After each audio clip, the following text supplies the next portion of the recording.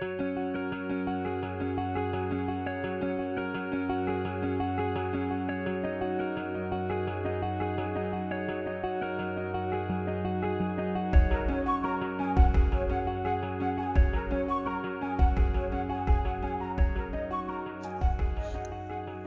того, чтобы сделать ирис, который я представила вам на фото, я беру свои шаблончики, я вам дам ссылочку внизу под описанием, и вот такой молд. Это универсальный молд лепестка или молд тюльпана его еще называют.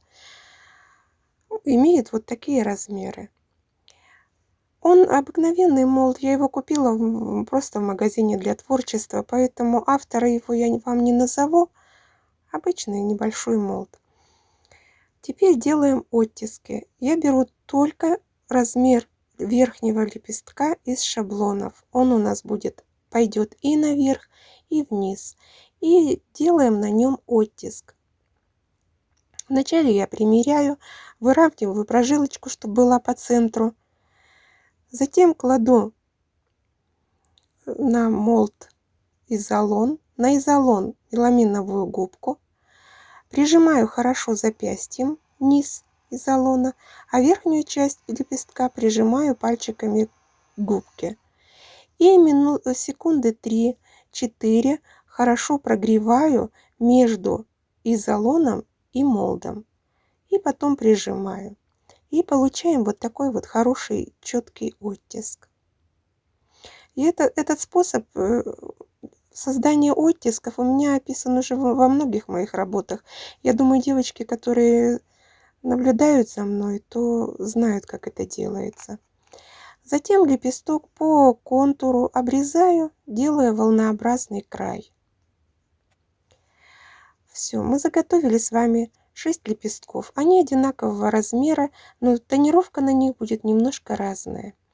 3 верхних мы тонируем очень легко, а нижние будем тонировать более глубокой, более насыщенным цветом.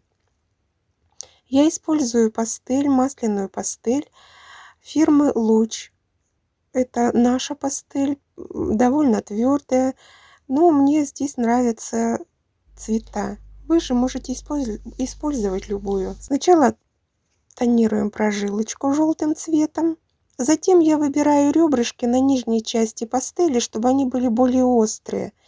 И ими уже наношу как бы своего рода штрихи, прожилочки.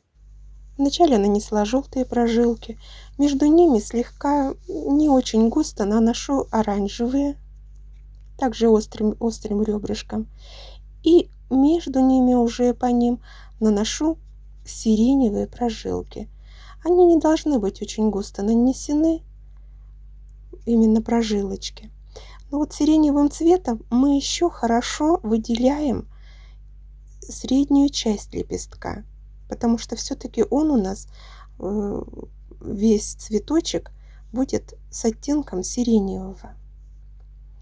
Здесь я плоской частью пастели просто прохожусь по оттискам, по прожилкам, которые у нас получились из-за оттиска.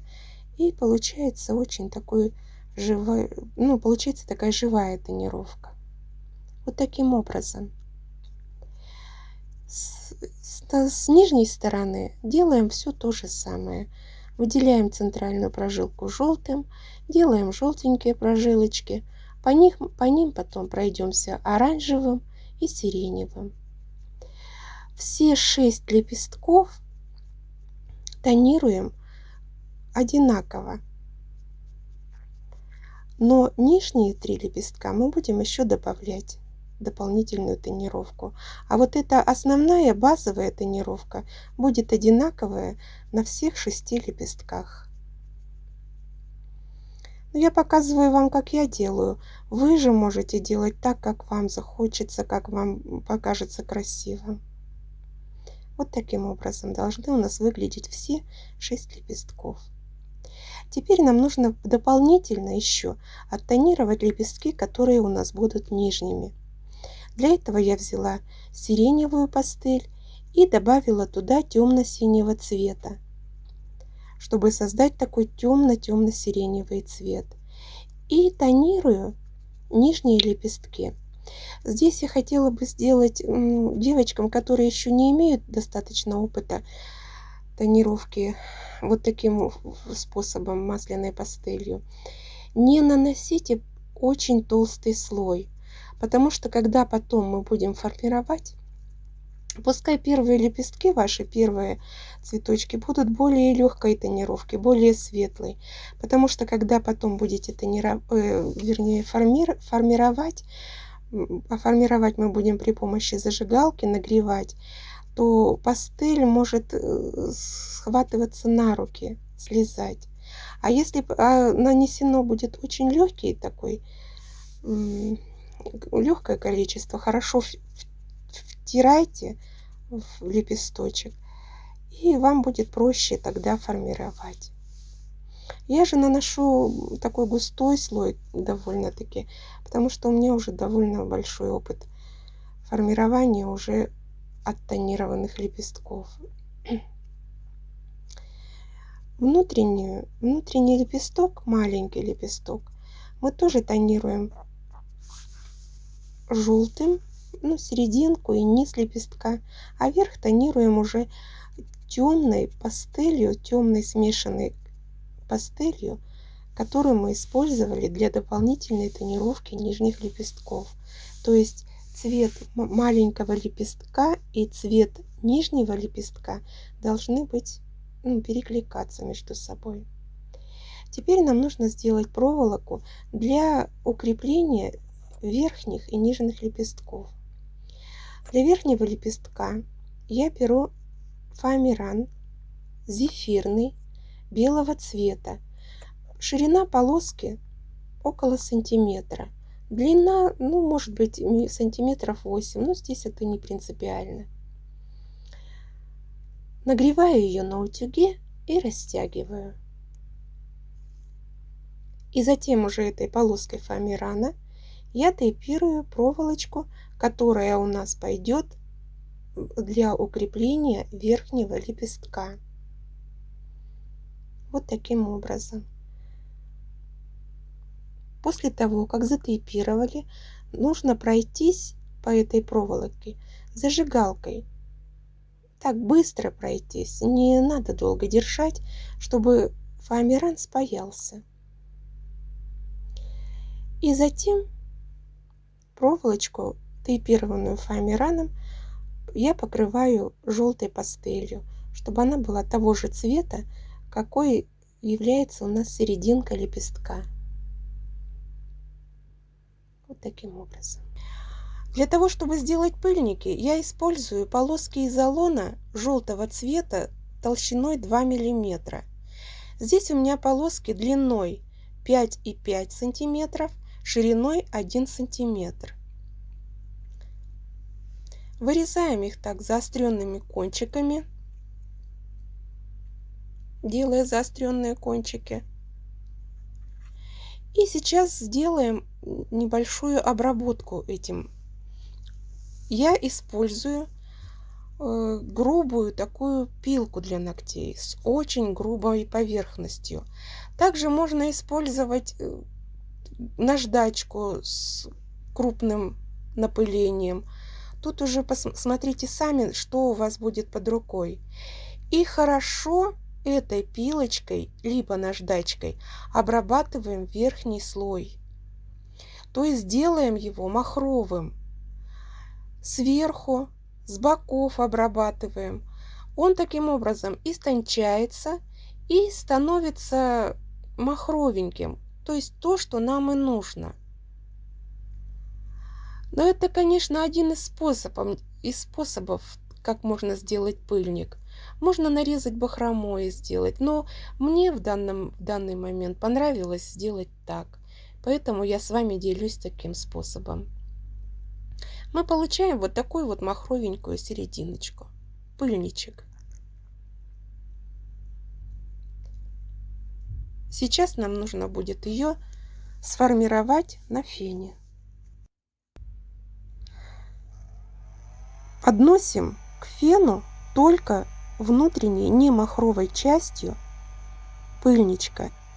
Прогреваем немножечко И аккуратненько делаем из него как бы лодочку, подгибая его вовнутрь. Но склеивать его не нужно. Он должен просто быть как ложбинкой с внутренней стороны. Вот так он должен быть. Ложбинка. Так формируем все пыльнички. Теперь нам нужно вклеить проволоку на пыльничек, внутри, в ложбинку пыльника.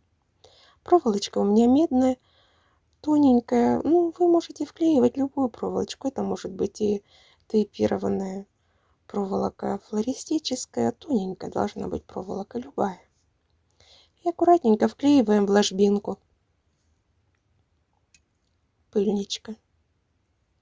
Его еще называют бородка ириса.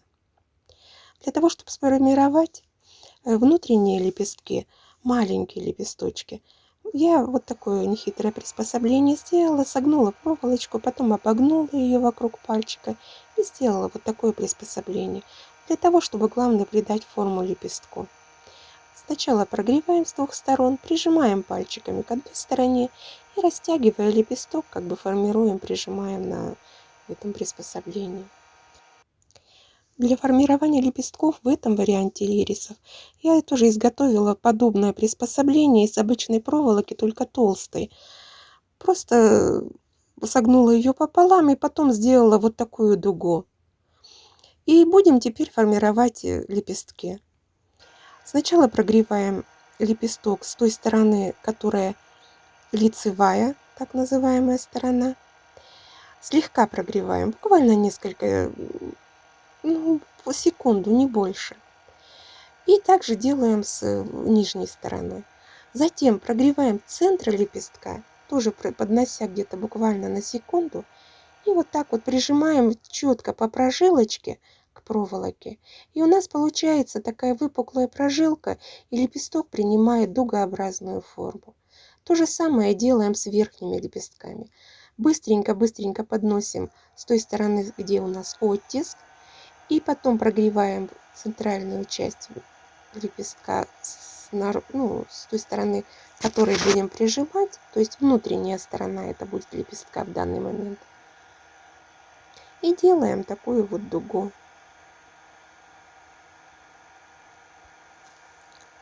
Та сторона, на которую у нас нанесен оттиск, она должна быть сверху. Ну, то есть с той стороны в цветке, где вы ее будете видеть. Теперь делаем волну на лепестках. Подносим зажигалку и делаем волну. Направляйте, чтобы волна была более такой глубокой. Пальчики сначала в одну сторону, потом в другую. Так в одну, дальше в другую сторону. И в другую сторону. Вот так вот, знаете, в одну сторону пальчик, потом в другую. И волна получается тогда более глубокой. Также формируем и нижние лепестки. Но у меня здесь довольно сильно нанесена пастель. И для того, чтобы она не бралась не оставалась на руках, поднесли зажигалку и буквально доли секунды подождите, чтобы пастель успела остыть. И потом делайте растяжку. Тогда она не будет оставаться на руках. Точно таким же образом формируем внутренние маленькие лепестки, чтобы края лепестка были волнистыми. Вот таким образом.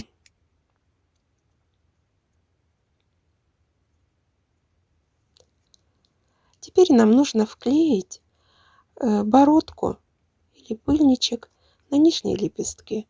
Просто наносим на края внутри бородки клей. Вот так вот по контуру наносим. Внутрь туда не обязательно, потому что мы не будем сильно его прижимать, чтобы он оставил, чтобы объем остался. А вот именно по контуру лепестка нанесите клей.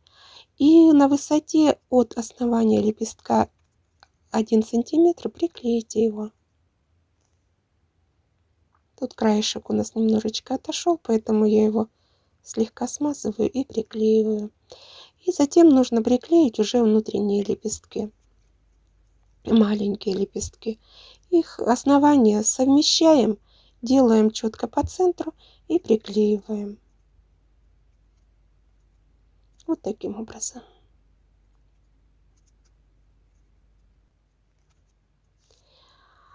Верхние лепестки у нас, получается, нам нужно вклеить проволочку в углубление. Вот это в углубление с внутренней части лепестка. Поэтому сначала нужно сформировать проволочку, затем нанести на нее клей и вклеить. Туда в ложбиночку направить и вклеить. Оно хорошо держится. Фоамиран с изолоном хорошо очень сцепляется. Вот так.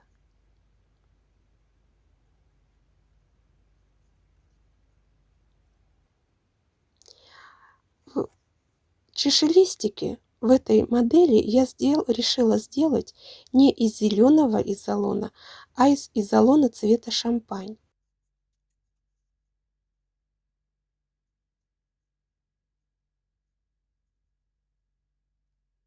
Мне кажется, он более ближе к истине.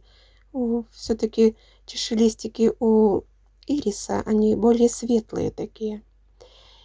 Наношу по контуру коричневую пастель. То есть затонирую контур коричневой пастелью, также верхнюю часть тонирую коричневой пастелью. Слегка его растушуем.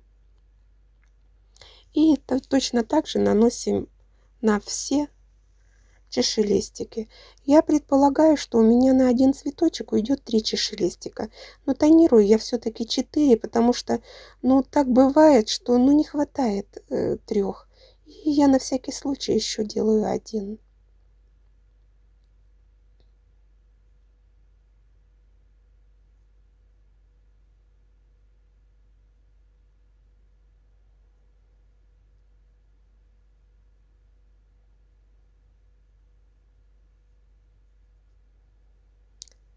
И теперь мы сформируем эти чашелистики на бусине, это приспособление у меня есть, как я его сделала на ютубе, на моем канале. Поэтому вы можете его посмотреть. Быстренько делается, очень легко. А может быть, у вас есть булечка такая, где-то 2-2,5 сантиметра в размере. И вот таким образом обрабатываем все чашелистики. Вначале с той стороны, которая у нас окрашена, обрабатываем на фене, а потом обрабатываем внутреннюю сторону и растягиваем на бусинки. Нижнюю часть, центральную часть слегка сжимаем на фене. И теперь обработаем, вернее, оттонируем листочки. Я не буду заострять внимание на листьях. Это очень делается, листья эти вырезаются очень просто. Берете полоску шириной 4 сантиметра и длиной где-то 18-20, как вам лучше. И вот таким вот образом тонируете. Потом прогреваете внутреннюю часть сначала. Растягиваете слегка его, чтобы он в лодочку превратился. И аккуратненько, не склеивая кончик листочка, подгибаем немножечко его внутрь. Вот так вот, чуть-чуть сжимаем. Перед тем, как начать собирать цветочек, нужно в верхних лепестках склеить нижнюю часть. Вот таким образом. Я просто где-то подношу сам низ к фену и склеиваю его. Потом выравниваю уголочек.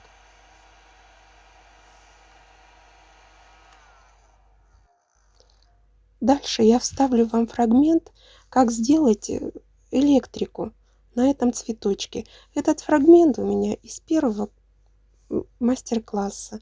Но для того, чтобы вы не искали, я его включила сюда.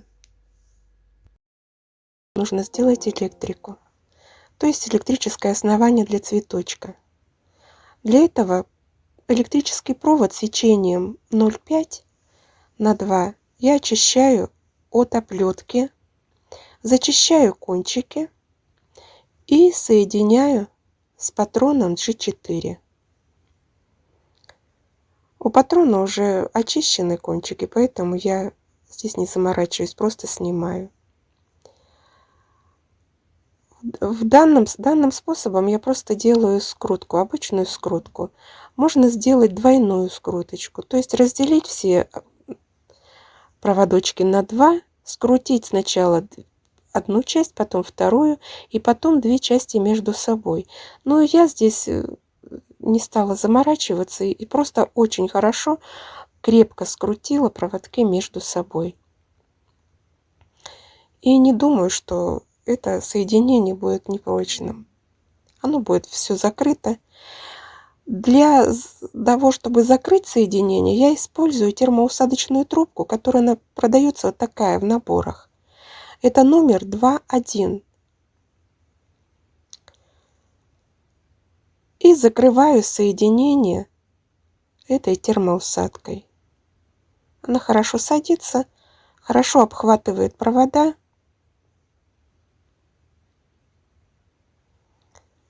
Закрываем и закрепляем термоусадку при помощи фена.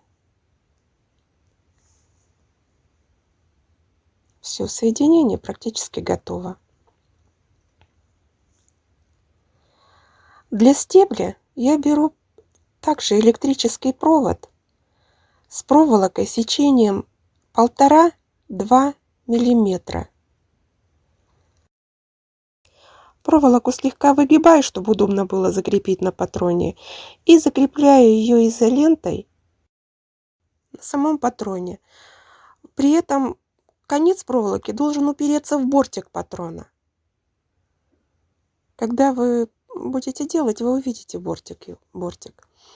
Дальше, для того, чтобы соединение было более прочным, я обматываю весь стебель изолентой. Здесь я разделила обмотку стебля и обмотку патрона, но вы можете продолжить просто от патрона идти дальше и уже закрывать стебель. Здесь мы его как бы дополнительно изолируем и в то же время делаем более жестким.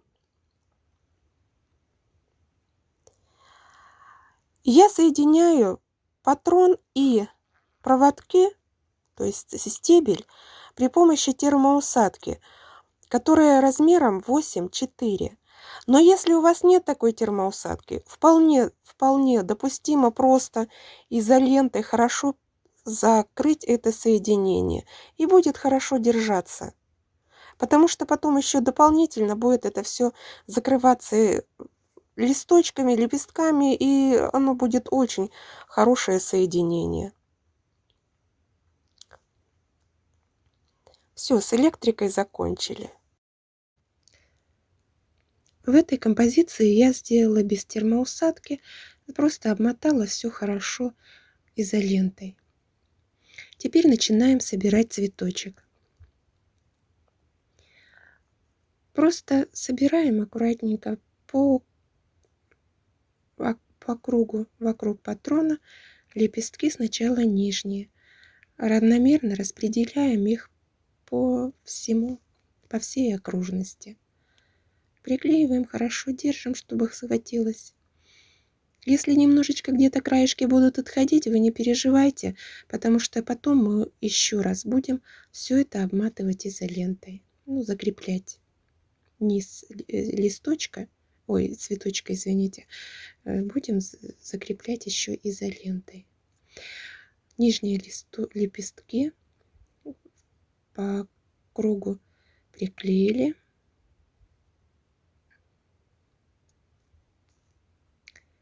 И сейчас будем вклеивать верхние внутренние лепесточки.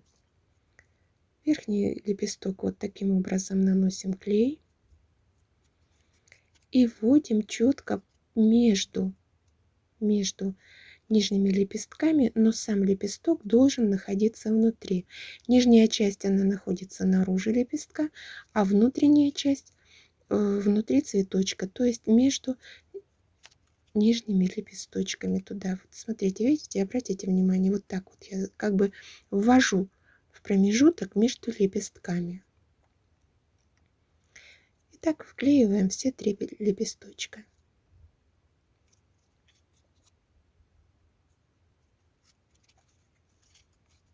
Таким образом.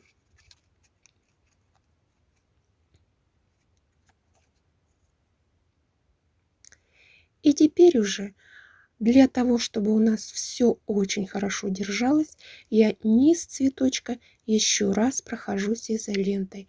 Закрепляю, то есть здесь закрепляем и лепесточки, и проволочку, которая выходит из лепестков. То есть уже соединение у нас будет очень надежным. Очень высоко не нужно, главное, чтобы был захвачен низ лепестков, они не торчали. У нас сверху еще будут чаши листики. Закрываем проволочку, закрываем основание цветочка, чтобы у нас уже все было надежно с вами.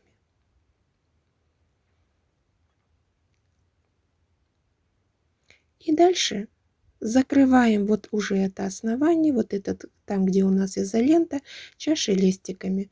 Наносим на них клей. И чуть выше изоленты прикладываем чашелистик и приклеиваем.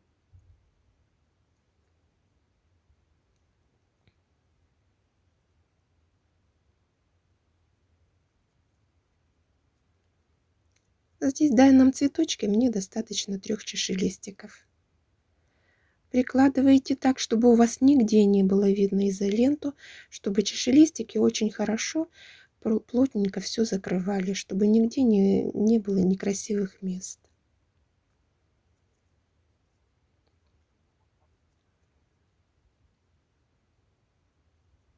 Прикладываете, смотрите, наносите клей и уже смотрите, чтобы у вас было все на одном уровне и чтобы нигде ничего не было видно. После того, как выровняли верх, приклеиваем нижние части лепестков. Здесь, конечно, нужно стараться, чтобы было аккуратненько, но мы это все прикроем, весь низ прикроем листочком. Я здесь вам покажу только сборку одного цветочка, без бутонов. Бутончики я очень подробно рассматривала в первом мастер-классе, поэтому если вам интересно сделать бутоны и цветочек собрать с бутончиками, будьте добры, я оставлю вам ссылочку, вы пройдите и посмотрите, как я это делаю. Здесь ничего не изменяется, все делается точно так же. Листочек прикладываем. Смотрим, чтобы основание чашелистиков было прикрыто листочками. Обкручиваем листочек вокруг стволика, вокруг стебля.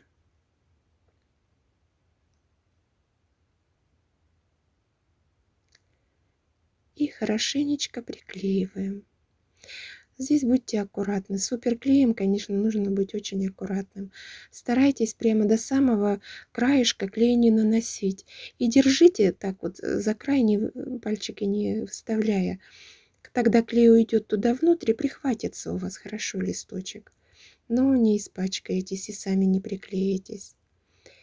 Один листочек мы приклеиваем, направляя где-то его на высоту середины цветка. Вторым закрываем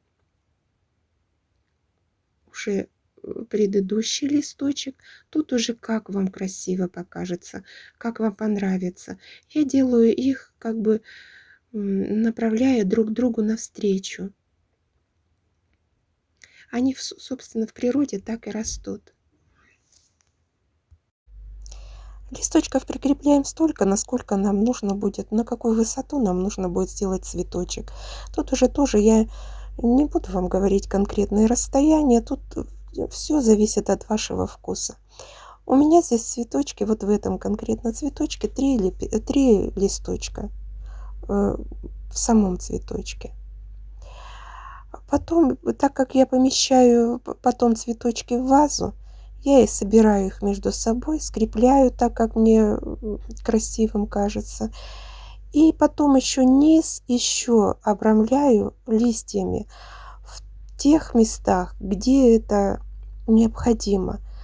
Закрепляете в вазочку и уже потом прикладываете листочки и уже смотрите, где и куда вам хотелось бы поместить листочек. Внизу листочков нужно немножко больше, чем вверху, чтобы больше такая густота была. Потом вставляем сейчас на этом этапе уже лампочку снова и формируем сам цветочек. Сейчас мы уже можем посмотреть, как будет выглядеть наш цветок. Здесь тоже зависит уже от вашего вкуса, как сильно отогнуть или, может быть, не сильно согнуть лепестки или наоборот распрямить. Тут уже все зависит от вкуса мастера. Получается вот так. Творите с радостью.